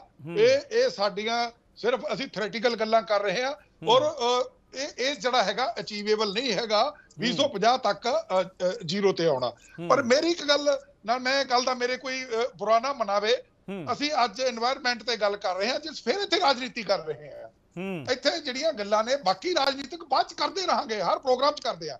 ਅੱਜ ਸਭ ਤੋਂ ਵੱਡਾ ਇਸ਼ੂ এনवायरमेंट ਦਾ, ਮੈਂ ਪ੍ਰੈਸ ਸਾਹਿਬ ਨਾਲ ਬਿਲਕੁਲ ਸਹਿਮਤ ਹਾਂ। ਅੱਜ ਅਸੀਂ ਉਸ ਤੇ ਸੀਰੀਅਸ ਹੀ ਨਹੀਂ ਹਾਂ, ਅਸੀਂ ਆਪਣੇ ਪੋਲੀਟੀਕਲ ਗੋਲ ਸਕੋਰ ਕਰਦੇ ਲੱਗੇ ਹੋਏ ਆ। ਤੁਸੀਂ ਇੱਕ ਗੱਲ ਦੇਖੋ ਨਾ, ਔਰ ਮੈਂ ਜੋਸ਼ੀ ਜੀ ਨੇ ਟ੍ਰਾਈਬਲਸ ਦੀ ਗੱਲ ਕੀਤੀ, ਔਰ ਸਾਡੇ ਨਾਲ ਟ੍ਰਾਈਬਲਸ ਚੰਗੇ ਨੇ, ਟ੍ਰਾਈਬਲਸ ਆਪਦੇ ਉਸ ਦੀ ਰੱਖਿਆ ਕਰ ਰਹੇ ਨੇ। ਉਹ ਕਹਿੰਦੇ ਆ ਵੀ ਸਾਡਾ ਜੰਗਲ ਨਾ ਜਾਣੋ, ਸਾਡੇ ਪਲੀਜ਼ ਮੈਨੂੰ ਗੱਲ ਕਰ ਲੈਣ ਦਿਓ। ਉਹ ਟ੍ਰਾਈਬਲਸ ਕਹਿੰਦੇ ਸਾਡੇ ਜੰਗਲ ਨਾ ਵੱਢੋ, ਟ੍ਰਾਈਬਲਸ ਕਹਿੰਦੇ ਹਤਾਸ਼ਾ ਸਾਡੀਆਂ ਕੋਲ ਮਾਈਨਸ ਜਾਂ ਆਇਰਨ ਔਰ ਨਾ ਕੱਢੋ। ਇਹ ਟ੍ਰਾਈਬਲਸ ਕਹਿੰਦੇ ਆ ਸਾਡੇ ਨਾਲੋਂ, ਜਿਨ੍ਹਾਂ ਨੂੰ ਕਿ ਅਸੀਂ ਟ੍ਰਾਈਬਲਸ ਕਹਿ ਕੇ ਗੱਲ ਕਰ ਰਹੇ ਹਾਂ, ਉਹ ਜ਼ਿਆਦਾ ਨੇ ਸਿਆਣੇ ਸਾਡੇ ਨਾਲੋਂ। ਮੈਂ ਦੂਜੀ ਗੱਲ, ਮੈਂ ਸਭ ਤੋਂ ਵੱਡੀ ਗੱਲ ਕਰੂੰਗਾ, ਸਾਡੀ ਕਾਰਪੋਰੇਟਾਈਜੇਸ਼ਨ ਨੇ ਇੰਨਾ ਪੱਠਾ ਬਿਠਾਤਾ ਸਾਡੇ ਸਾਰੇ ਸਿਸਟਮ ਦਾ। ਤੁਸੀਂ, ਮੈਂ ਇੱਕ ਗੱਲ ਕਹਿਣਾ ਵੀ ਤੁਸੀਂ, ਸਾਡੇ ਕੋਲ ਮਾਈਨਸ ਨੇ, ਕੋਲ ਮਾਈਨਸ ਅੱਜ ਪਿੱਛੇ ਸੁਪਰੀਮ ਕੋਰਟ ਨੇ ਬੰਦ ਕਰਤੀਆਂ। ਤਾਂ ਪਹਿਲਾਂ ਕੀ ਹੈ, ਜਿੱਥੇ ਕੋਲ ਬਲਾਕ ਚੱਲਦਾ ਨਾ, ਉਹੀ ਜਿਹੜੇ ਕਾਰਪੋਰੇਟਸ ਜਿਨ੍ਹਾਂ ਕੋਲ ਕੋਲ ਬਲਾਕ ਨੇ, ਉਹ ਉੱਥੇ ਮੈਡੀਕਲ ਸਹੂਲਤ ਵੀ ਦਿੰਦੇ ਸੀ, ਪਿੰਡਾਂ ਨੂੰ ਬਿਜਲੀ ਵੀ ਦਿੰਦੇ ਸੀ, ਪਾਣੀ ਦਾ ਪ੍ਰਬੰਧ ਵੀ ਕਰਦੇ ਸੀ, ਠੀਕ ਹੈ। ਜਦੋਂ ਉਹ ਬੰਦ ਹੋ ਗਿਆ, ਸਾਰਿਆਂ ਨੇ ਆਪਦੀ ਜ਼ਿੰਮੇਵਾਰੀ ਤੋਂ ਭੱਜ ਗਏ। ਇਹਦਾ ਮਤਲਬ ਤਾਂ ਇਹ ਹੋ ਗਿਆ ਵੀ ਜੇ ਤੁਸੀਂ ਉੱਥੋਂ ਕੋਲਾ ਕੱਢੋਗੇ, ਤੁਸੀਂ 10,000 ਕਰੋੜ ਰੁਪਏ ਦਾ ਕੋਲਾ ਕੱਢ ਲਿਆ, ਤੁਸੀਂ ਉਹਨਾਂ ਤੇ ਲੱਖ ਰੁਪਇਆ ਖਰਚਤਾ, ਪਰ ਜੇ ਤੁਹਾਨੂੰ 10 ਦਿਨ ਤੁਹਾਡਾ 10,000 ਕਰੋੜ ਆਉਣਾ ਬੰਦ ਹੋ ਗਿਆ, ਤੁਸੀਂ ਲੱਖ ਰੁਪਇਆ ਵੀ ਬੰਦ ਕਰਤਾ। ਇਸ ਕਰਕੇ ਸਾਨੂੰ ਸਾਰੀ ਸਿਸਟਮ ਨੂੰ ਜਿਹੜਾ ਅਸੀਂ ਕਾਰਪੋਰੇਟਾਈਜੇਸ਼ਨ ਵੱਲ ਚਲੇ ਤਾਂ ਗਏ ਆ ਕਿ ਮੈਂ ਉਸ ਕਿਸੇ ਸਰਕਾਰ ਦੀ ਗੱਲ ਨਹੀਂ ਕਰਦਾ, ਅਸੀਂ ਉਹਨਾਂ ਨੂੰ ਬੜਾ ਕਹਿੰਦੇ ਆ ਵੀ ਇਹਨਾਂ ਬਿਨਾ ਸਾਡੀ ਗਤੀ ਨਹੀਂ, ਪਰ ਇਹ ਸਾਡਾ ਜਿੰਨਾ ਸਿਸਟਮ ਦਾ ਪੱਠਾ ਬਿਠਾ ਰਹੇ ਨੇ ਇਹ ਸਾਡੇ এনवायरमेंट ਦੇ ਪ੍ਰਤੀ, ਸਾਡੇ ਜੀਵਨ ਦੇ ਪ੍ਰਤੀ ਔਰ ਸਾਡੀਆਂ ਲੋੜਾਂ ਦੇ ਪ੍ਰਤੀ, ਔਰ ਜੋ ਜਿੱਥੋਂ ਇਹ ਕਮਾਈ ਕਰ ਰਹੇ ਨੇ, ਜਿਹੜੇ ਸਾਧਨਾਂ ਨੂੰ ਵਰਤ ਰਹੇ ਨੇ, ਉਹਨਾਂ ਪ੍ਰਤੀ ਕੋਈ ਜ਼ਿੰਮੇਵਾਰੀ ਨਹੀਂ ਸਮਝਦੇ। ਇਹਨਾਂ ਨੂੰ ਜ਼ਿੰਮੇਵਾਰ ਹੋਣਾ ਪਊਗਾ ਔਰ ਉਹਦੇ ਵਾਸਤੇ ਮੈਨੂੰ ਸਰ ਕੰਪਲੀਟ ਕਰ ਲੈਂਦੋ, ਉਹਦੇ ਵਾਸਤੇ ਸਾਨੂੰ ਸਾਡਾ ਪੋਲੀਟੀਕਲ ਪੋਲਿਊਸ਼ਨ ਬੰਦ ਕਰਨਾ ਪਊਗਾ, ਸਾਨੂੰ ਫੋਕੇ ਨਾਅਰੇਬਾਜ਼ੀ ਤੋਂ ਉੱਪਰ ਉੱਠਣਾ ਪਊਗਾ, ਸਾਨੂੰ ਆਪਣੀਆਂ ਜਿਹੜੀਆਂ ਅਸੀਂ ਜੋ ਇੱਥੇ ਆਪਣਾ ਲੋਕਾਂ ਨੂੰ ਦਿਖਾਉਣਾ ਚਾਹੁੰਦੇ ਆ, ਜਿਹਨੂੰ ਅਸੀਂ ਪੋਲੀਟੀਕਲ ਮੈਨੇਜਮੈਂਟ ਕਰ ਰਹੇ ਤੋਂ ਉੱਪਰ ਉੱਠਣਾ ਪਊਗਾ, ਸਾਨੂੰ ਪ੍ਰੈਕਟੀਕਲ ਹੋਣਾ ਪਊਗਾ, ਤਾਂ ਜਾ ਕੇ ਕਿਤੇ ਇਸ ਵਾਸਤੇ ਅਸੀਂ ਮਾੜਾ ਮੋਟਾ ਇਨਸਾਫ ਕਰ ਪਾਵਾਂਗੇ। ਸੋ ਪ੍ਰੋਫੈਸਰ ਸਾਹਿਬ, ਜਿਹੜੀ ਗੱਲ ਤੁਸੀਂ ਕਹਿ ਰਹੇ ਹੋ ਕਿ ਦੇਸ਼ ਧਰੋਹ ਦਾ ਮੁਕੱਦਮਾ ਜੇਕਰ ਕਿਸੇ ਤੇ ਹੋਣਾ ਚਾਹੀਦਾ ਹੈ ਤਾਂ ਉਹ पॉलिटिकल पार्टीज से होना चाहिए। एब्सोल्युटली। अगर आप एक जनरल इंटरेस्ट जो है पूरे देश की जनता का, हवा पानी मिट्टी का, अगर उसको इग्नोर करके पूरी राजनीति, खोखली राजनीति और चौंचलेबाजी कर रहे हो तो बेईमानी है। मैं कहूंगा एक ड्रास्टिक चेंज ही होगी, तब तो चेंज होगी, अदरवाइज 100 साल नहीं 1000 साल तक भी ऐसे ही राजनीति चलेगी और ऐसे ही पर्यावरण का बेड़ा गर्क होगा और अगली जनरेशंस पैदा होंगी तो बीमार होंगी और नहीं तो पैदा ही नहीं होंगी। सो चेंज के लिए प्रोफेसर आलूवालिया एक ਜਿਹੜੀ ਸਾਡੀ ਪਲੀ ਹੈਗੀ ਹੈ, ਇੱਕ ਅਸੀਂ ਪਲੀ ਦਿੰਨੇ ਆ ਕਿ ਅਸੀਂ ਤਾਂ ਡਿਵੈਲਪਿੰਗ ਕੰਟਰੀਜ਼ ਹੈਗੇ ਆ, ਡਿਵੈਲਪਡ ਕੰਟਰੀਜ਼ ਜਿਹੜੀਆਂ ਨੇ ਉਹ ਉਹਨਾਂ ਦਾ ਵੱਖਰਾ ਹੈਗਾ, ਅਸੀਂ ਤਾਂ ਕਰ ਹੀ ਨਹੀਂ ਪਾ ਰਹੇ ਇਸੇ ਕਰਕੇ ਕਿਉਂਕਿ ਡਿਵੈਲਪਿੰਗ ਹੈਗੀਆਂ ਨੇ। ਕੀ ਇਹ ਪਲੀ ਹਜੇ ਵੀ ਉਨੀ स्ट्रांग हैगी है? ऐसा है, डेवलपिंग कंट्री है इसलिए हमें ज्यादा जरूरत है थोड़ा अकल से काम लेने की। मैं एक मोटी बात बोलता हूं, हम डेवलपिंग कंट्री हैं तो हम क्यों पैसा वेस्ट कर रहे हैं इस ऑफलाइन कैंपेनिंग पे? आप पूरा का पूरा कैंपेन ऑनलाइन करिए। नंबर 2, एक चुनाव जीत जाइए तो पटाखे ना, ये छोटी सी बात है पर एक सिंबॉलिक वैल्यू है उस चीज की। आप चुनाव जीतिए तो पटाखे ना चलाइए। कभी कभी आप पटाखे खरीद के रख लेते हैं और हार जाते हैं चुनाव तो पटाखे वापस करने में दिक्कत आ जाती है, एम्बैरेसिंग हो जाती है सिचुएशन। तो ये एक छोटी सी एग्जांपल है, अगर आप इसको सेट कर दीजिए। अगर मैं देखता हूं पिछले चुनाव में सुना था अपने एक प्रांत के, नाम नहीं लूंगा उनका, स्पीकर साहब ने पूरी सड़क पे पटाखे चलवा दिए थे साहब, क्योंकि वो जीत गए थे इलेक्शन, एक असेंबली का इलेक्शन जीत के पटाखे चलवा दिए था। अपनी पोजीशन का, पदवी का ध्यान नहीं रखा, पर्यावरण का ध्यान नहीं रखा। अरे इसी हवा में तो आपके बच्चों ने और आपके पोते पोतियों ने भी सांस लेना है, इसी पानी को तो उन्होंने भी पीना है। क्या आप एयर प्योरीफायर के पर्यावरण वातावरण में उनको एक क्लोज्ड एनवायरनमेंट में कब तक रख लोगे? चेतन जोशी साहब, ਅਸੀਂ ਜਦੋਂ ਕਹਿੰਦੇ ਆ ਵੀ ਪਟਾਕੇ ਨਾ ਚਲਾਓ, ਦੀਵਾਲੀ ਤੇ ਇਸ ਵਾਰ ਮੈਸੇਜ ਚੱਲਦਾ, ਹਰ ਵਾਰੀ ਚੱਲਦਾ ਹੈ ਕਿ ਪਟਾਕੇ ਨਾ ਚਲਾਓ, ਪੋਲੂਸ਼ਨ ਹੁੰਦਾ ਹੈ, ਉਹਨੂੰ ਅਸੀਂ ਸਿੱਧਾ ਧਰਮ ਤੇ ਹਮਲਾ ਮੰਨ ਕੇ ਬਹਿ ਜਾਂਦੇ ਹਾਂ। ਦੇਖੋ ਕਹਿੰਦੇ ਵੀ ਕੋਈ ਦਿੱਕਤ ਨਹੀਂ ਹੈਗੀ, ਪਟਾਕੇ ਖੁੱਲੇ ਤਰੀਕੇ ਨਾਲ ਵੇਚੋ ਵੀ ਤੇ ਚਲਾਓ ਵੀ। ਨਹੀਂ, ਮੈਂ ਚੇਤਨ ਜੀ ਨੂੰ ਪੁੱਛਿਆ, ਮੈਨੂੰ ਪੁੱਛਿਆ ਨਾ। ਅੱਛਾ ਜੀ, ਤੁਸੀਂ ਰੱਜ ਕੇ ਬੋਲਿਓ, ਮੈਂ ਮੇਰੇ ਤੋਂ ਬਾਅਦ ਰਵਿੰਦਰ ਜੀ ਕੋਈ ਗੱਲ ਨਹੀਂ। G20 ਦੇਸ਼ ਦੁਨੀਆ ਦੀ 80% ਗ੍ਰੀਨ ਹਾਊਸ ਗੈਸਾਂ ਦਾ ਉਤਸਰਜਨ ਕਰਦੇ ਨੇ, ਠੀਕ ਹੈ ਜੀ। ਹੁਣ ਜੇ ਅਸੀਂ ਗੱਲ ਕਰੀਏ ਨਾ ਕਿ ਜਿਹੜੇ ਵਿਕਸਿਤ ਮੁਲਕ ਨੇ, ਜਿਹਨੂੰ ਅਸੀਂ ਡਿਵੈਲਪ ਕੰਟਰੀ ਕਹਿੰਦੇ ਆ, ਉੱਥੇ ਵੀ ਗਾਰਬੇਜ ਮੈਨੇਜਮੈਂਟ ਬਹੁਤ ਵੱਡੀ ਪ੍ਰੋਬਲਮ ਆ। ਕਈ ਵਾਰੀ ਤੇ ਇਦਾਂ ਹੁੰਦਾ, ਜਿਸ ਤਰ੍ਹਾਂ ਮੰਨ ਲਓ USA ਦੀ ਗੱਲ ਸ਼ੁਰੂ ਚੱਲੀ ਸੀ ਵੀ ਉਹ ਇਸ ਚੀਜ਼ ਤੋਂ ਇੱਕ ਸਾਈਡ ਤੇ ਕਿਨਾਰਾ ਕਰ ਗਏ, ਜਿੱਦਾਂ ਗੱਲ ਕੀਤੀ ਸੀ। ਸੱਚਾਈ ਇਹ ਹੈਗੀ ਆ ਕਿ ਕਈ ਵਾਰੀ ਨਿਊਯਾਰਕ ਦਾ ਗਾਰਬੇਜ ਜਦੋਂ ਕੈਲੀਫੋਰਨੀਆ ਵੱਲ ਜਹਾਜ਼ਾਂ ਤੇ ਆਉਂਦਾ ਤੇ 8-8 ਦਿਨ ਉਹ ਵੀ ਉਹਨਾਂ ਨੂੰ ਆਪਣੇ ਸਰਕਲ ਦੇ ਉੱਤੇ ਲਾਉਣ ਨਹੀਂ ਦਿੰਦੇ, ਕਈ ਵਾਰੀ ਉਹਨਾਂ ਨੂੰ ਵੀ ਵਾਪਸ ਭੇਜਣਾ ਪੈਂਦਾ, ਕਿਉਂਕਿ ਗਾਰਬੇਜ ਮੈਨੇਜਮੈਂਟ, ਜਨਸੰਖਿਆ ਵਧਣ ਦੇ ਨਾਲ ਗਾਰਬੇਜ ਮੈਨੇਜਮੈਂਟ ਵੀ ਕਿਤੇ ਨਾ ਕਿਤੇ ਇਫੈਕਟ ਪਾਉਂਦੀ ਆ। ਹੁਣ ਦੂਸਰੀ ਗੱਲ ਜਿਹੜੀ ਆ, ਇੱਕ ਅਸੀਂ ਬੜੀ ਜੇ ਗੱਲ ਕਰੀਏ ਨਾ ਕਿ ਨੈਚੁਰਲ ਸੋਰਸਿਸ ਦੇ ਨਾਲ ਪ੍ਰਧਾਨ ਮੰਤਰੀ ਸ਼੍ਰੀ ਨਰਿੰਦਰ ਮੋਦੀ ਜੀ ਨੇ ਜਿਹੜਾ ਕਿਹਾ ਨਾ ਕਿ ਇੱਕ ਸੂਰਜ ਇੱਕ ਸੰਸਾਰ, ਯਾਨੀ ਕਿ ਵਨ ਸਨ ਵਨ ਵਰਲਡ, ਉਹਦੇ ਅੰਡਰ ਜਿਹੜੀ ਨੈਚੁਰਲ એનર્ਜੀ ਸੋਰਸਿਸ ਨੇ ਸਾਡੇ, ਅਸੀਂ ਜਿਸ ਤਰ੍ਹਾਂ ਉਹਨਾਂ ਨਾਲ ਗੱਲ ਕੀਤੀ ਕਿ ਉਹਨਾਂ ਨੇ ਹੁਣ ਕਲਾਈਮੇਟ ਜਸਟਿਸ ਦੀ ਗੱਲ ਕੀਤੀ ਕਿ ਕਲਾਈਮੇਟ ਦੇ ਨਾਲ ਜਸਟਿਸ ਹੋਣਾ ਚਾਹੀਦਾ, ਉਸ ਦੇ ਨਾਲ ਕਲਾਈਮੇਟ ਦੇ ਵਿੱਚ ਫਾਈਨਾਂਸ, ਯਾਨੀ ਕਿ ਉਸ ਦੀ ਉਹਨੂੰ ਮੈਨੂਪੂਲੇਟ ਤੇ ਮਾਡਰਨੇਟ ਕਰਨ ਦੇ ਨਾਲ ਉਹਨੂੰ ਡਿਵੈਲਪ ਕਰਨ ਵਾਸਤੇ ਫਾਈਨਾਂਸ ਦੀ ਜ਼ਰੂਰਤ ਆ। ਸੁਣ ਲਓ ਮੇਰੀ ਗੱਲ ਨਾ, ਜਿਹੜੀ ਜਵਾਬ ਨਹੀਂ ਆਇਆ, ਹਾਂਜੀ ਤੁਸੀਂ ਜਿਹੜੇ ਸਵਾਲ ਦਾ ਜਵਾਬ ਕਹਿ ਰਹੇ ਜੇ ਨਾ ਕਿ ਉਹਨੂੰ ਧਰਮ ਦੇ ਨਾਲ ਤੁਸੀਂ ਜੋੜਦੇ ਪਏ ਹੋ। ਦੇਖੋ ਇਹ ਰਿਚੁਅਲਸ ਤੇ ਤੁਹਾਡੀ ਪਰਸਨਲ ਹੋ ਸਕਦੀ ਹੈ, ਅਸੀਂ ਉਹਨੂੰ ਆਮ ਪਬਲਿਕ ਦੇ ਉੱਤੇ ਨਹੀਂ ਲਾ ਸਕਦੇ। ਅਸੀਂ ਨਿੱਕੇ ਨਿੱਕੇ ਹੁੰਦੇ ਸੀਗੇ ਜਦੋਂ, ਉਦੋਂ ਵੀ ਪੋਲੂਸ਼ਨ ਹੁੰਦਾ ਸੀ। ਜਦੋਂ ਗੁਰਪੁਰਬ ਨਿਕਲਣਾ ਉਦੋਂ ਪਟਾਕੇ ਚੱਲਣੇ, ਜਦੋਂ ਰਾਮਨੌਮੀ ਦਾ ਜਲੂਸ ਨਿਕਲਣਾ ਉਦੋਂ ਪਟਾਕੇ ਲੱਗਣੇ, 31 ਦਸੰਬਰ ਨੂੰ ਵੀ ਪਟਾਕੇ ਚੱਲਣੇ, 25 ਦਸੰਬਰ ਨੂੰ ਵੀ ਪਟਾਕੇ ਚੱਲਣੇ। ਸੋ ਅਸੀਂ ਕਿਸੇ ਦੀ ਧਾਰਮਿਕ ਆਸਥਾਵਾਂ ਦੇ ਉੱਤੇ ਟਿੱਪਣੀ ਕਰਨ ਦੀ ਥਾਂ ਤੇ ਇਸ ਗੱਲ ਵੱਲ ਧਿਆਨ ਦਈਏ ਕਿ ਜੇ ਸਾਡੇ ਕੋਲ ਕੋਈ ਹੁਨਰ ਹੈਗਾ, ਅਸੀਂ ਉਸ ਟੈਕਨੋਲੋਜੀ ਟਰਾਂਸਫਰਮੇਸ਼ਨ ਦੇ ਵਿੱਚ ਜਾਂ ਟੈਕਨੋਲੋਜੀ ਲਿਆਉਣ ਵਾਸਤੇ ਆਪਣੇ ਸੋਰਸਿਸ ਦੇ ਨਾਲ ਵੱਡੀ ਵੱਡੀ NGOs ਨੂੰ ਬਾਹਰੋਂ ਵੀ ਇੰਪੋਰਟ ਕਰੀਏ ਤੇ ਇੱਥੋਂ ਵੀ ਉਹਨਾਂ ਨਾਲ ਗੱਲ ਕਰੀਏ। ਸ਼ਾਇਦ ਇੱਕ ਰਸਤਾ, ਕਿਉਂਕਿ ਡਿਵੈਲਪਿੰਗ ਕੰਟਰੀ ਨਾ, ਮੰਨ ਲਓ ਤੁਸੀਂ ਇੱਕ ਸੜਕ ਨਹੀਂ ਬਣਾਈ, ਉਸ ਸ਼ਹਿਰ ਦੇ ਵਿੱਚ ਬਹੁਤ ਜ਼ਿਆਦਾ ਟ੍ਰੈਫਿਕ ਵੱਧ ਗਿਆ, ਉਹਨੂੰ ਟ੍ਰੈਫਿਕ ਨੂੰ ਤੁਸੀਂ ਦੂਰ ਕਰਨ ਵਾਸਤੇ ਫਲਾਈਓਵਰ ਬਣਾਉਂਦੇ ਹੋ। ਫਲਾਈਓਵਰ ਬਣਨ ਵਾਸਤੇ 2 3 4 ਸਾਲ ਦਾ ਜੇ ਸਮਾਂ ਲੱਗਣਾ, ਕਿਆ ਉੱਥੇ ਮਿੱਟੀ ਨਹੀਂ ਪੁੱਟੀ ਜਾਊਗੀ? क्या ਉੱਥੇ ਲੇਬਰ ਕੰਮ ਨਹੀਂ ਕਰੂਗੀ? ਲੇਬਰ ਸੜਕਾਂ ਤੇ ਰਹੇਗੀ, ਕਿਆ ਉਹਨਾਂ ਦੇ ਸਟੋਵ ਨਹੀਂ ਚੱਲਣਗੇ? ਕਿਆ ਉਹਨਾਂ ਦੇ ਚੁੱਲ੍ਹੇ ਨਹੀਂ ਚੱਲਣਗੇ? ਸੋ ਡਿਵੈਲਪਿੰਗ ਕੰਟਰੀਜ਼ ਦੀਆਂ ਬੜੀਆਂ ਪ੍ਰੋਬਲਮਸ ਨੇ, ਅਸੀਂ ਉਹਨੂੰ ਡਿਵੈਲਪ ਕੰਟਰੀ ਦੇ ਨਾਲ ਕੰਪੇਅਰ ਨਹੀਂ ਕਰ ਸਕਦੇ। ਜੇ European country, south African countries, American countries ਅੱਗੇ ਨੇ, ਉਹ ਡਿਵੈਲਪ ਕੰਟਰੀ ਨੇ। ਅਸੀਂ ਉਹਨਾਂ ਨਾਲ ਕੰਪੇਅਰ ਕਰਨ ਵਾਸਤੇ ਸਾਨੂੰ 2050 ਦਾ ਟੀਚਾ, ਜਰਮਨੀ ਨੇ 2050 ਦਾ ਟੀਚਾ ਦਿੱਤਾ ਵਾ। ਚੇਤਨ ਜੋਸ਼ੀ ਸਾਹਿਬ ਜੀ, ਇੱਥੇ ਕੰਪੈਰੀਜ਼ਨ ਨਹੀਂ ਹੈਗਾ। ਇੱਥੇ ਸਵਾਲ ਇਹ ਹੈ ਕਿ ਜੇਕਰ ਦਿੱਕਤ ਸਾਡੀ ਹੈ ਤਾਂ ਅਸੀਂ ਉਸ ਦੇ ਲਈ ਸੋਲੂਸ਼ਨ ਕੀ ਲੱਭ ਰਹੇ ਹਾਂ। ਅਸੀਂ ਹਰ ਵਾਰੀ ਇਹ ਕਹਿ ਕੇ ਕਿ ਡਿਵੈਲਪਡ ਕੰਟਰੀਜ਼ ਇਹ ਕਰ ਰਹੀਆਂ ਨੇ ਔਰ ਅਸੀਂ ਨਹੀਂ ਕਰ ਸਕਦੇ, ਉਹਨਾਂ ਨਾਲ ਕੰਪੈਰੀਜ਼ਨ ਨਹੀਂ ਹੋ ਰਿਹਾ। ਮੁਸ਼ਕਿਲ ਹੈ ਸਰ, ਮੈਂ ਆਵਾਂਗਾ ਇੱਕ ਛੋਟੇ ਜਿਹੇ ਬ੍ਰੇਕ ਤੋਂ ਬਾਅਦ, ਮੈਂ ਵਾਪਸ ਆਵਾਂਗਾ, ਬ੍ਰੇਕ ਤੋਂ ਬਾਅਦ ਵਾਪਸ ਆਵਾਂਗਾ ਔਰ ਇਹ ਸਮਝਣ ਦੀ ਕੋਸ਼ਿਸ਼ ਕਰਾਂਗੇ ਕਿ ਸੋਲੂਸ਼ਨ ਕੀ ਹੋਏਗਾ, ਕਿ ਅਸੀਂ ਸੋਲੂਸ਼ਨ ਵੱਲ ਜਾ ਵੀ ਸਕਦੇ ਹਾਂ ਜਾਂ ਸਿਰਫ ਅਸੀਂ ਇਹੀ ਸੋਚ ਕੇ ਪਰੇਸ਼ਾਨ ਹੋਵਾਂਗੇ ਉਹ ਤਾਂ ਡਿਵੈਲਪਡ ਕੰਟਰੀਜ਼ ਨੇ, ਅਸੀਂ ਡਿਵੈਲਪਿੰਗ ਹੈਗੇ ਹਾਂ। ਇਸ ਤੋਂ ਅੱਗੇ ਸੋਲੂਸ਼ਨ ਵੱਲ ਕਿਵੇਂ ਜਾਵਾਂਗੇ? ਛੋਟੇ ਜਿਹੇ ਬ੍ਰੇਕ ਤੋਂ ਬਾਅਦ ਵਾਪਸ ਆ ਰਹੇ। ਬ੍ਰੇਕ ਤੋਂ ਮੁੜ ਤੋਂ ਸਵਾਗਤ ਕਰਦੇ ਹਾਂ ਦਰਸ਼ਕਾਂ ਦਾ। ਟੂ ਦਾ ਪੁਆਇੰਟ ਦੇ ਵਿੱਚ ਸਵਾਲ ਇੱਕੋ ਸਮਝਣ ਦੀ ਕੋਸ਼ਿਸ਼ ਕਰ ਰਹੇ ਹਾਂ, ਗਲਾਸਗੋ ਵਿੱਚ ਜੋ ਕੁਝ ਹੋਣ ਜਾ ਰਿਹਾ ਹੈ, ਇਸ ਵੇਲੇ ਜਿਹੜੀ ਚਰਚਾ ਹੋ ਰਹੀ ਹੈ, ਗਲਾਸਗੋ ਦਾ ਮੈਰਾਥਨ ਮੰਥਨ ਜਿਹੜਾ ਹੈਗਾ ਚੌਗਿਰਦੇ ਨੂੰ ਬਚਾਉਣ ਦੇ ਲਈ ਕਿੰਨਾ ਪਾਸ ਹੋਵੇਗਾ, ਇਸ ਸਵਾਲ ਦਾ ਜਵਾਬ ਲੱਭ ਰਹੇ ਹਾਂ। ਪੂਰੀ ਦੁਨੀਆ ਦੇ ਸਾਹਮਣੇ ਇਸ ਦਾ ਵੱਡਾ ਚੈਲੰਜ ਜਿਹੜਾ ਹੈਗਾ ਉਹ ਕੀ ਹੈਗਾ, ਉਸ ਨੂੰ ਸਮਝਣ ਦੀ ਕੋਸ਼ਿਸ਼ ਕਰ ਰਹੇ ਹਾਂ। ਪੈਨਲ ਸਾਡੇ ਨਾਲ ਮੌਜੂਦ ਹੈ। ਸੋਲੂਸ਼ਨ ਕੀ ਹੋਏਗਾ? ਪ੍ਰੋਫੈਸਰ ਆਲੂਵਾਲੀਆ, ਤੁਹਾਡੇ ਕੋਲ ਮੈਂ ਸਭ ਤੋਂ ਅਖੀਰ ਵਿੱਚ ਆਵਾਂਗਾ। ਰਵਿੰਦਰ ਸਿੰਘ, ਹੱਲ ਵੱਲ ਅਸੀਂ ਵਧਾਂਗੇ ਜਾਂ ਅਸੀਂ ਸਿਰਫ ਫਿਕਰ, ਜ਼ਿਕਰ, ਚਰਚਾ, ਤਕਰੀਰ ਇਸ ਤੇ ਉਲਝੇ ਰਵਾਂਗੇ?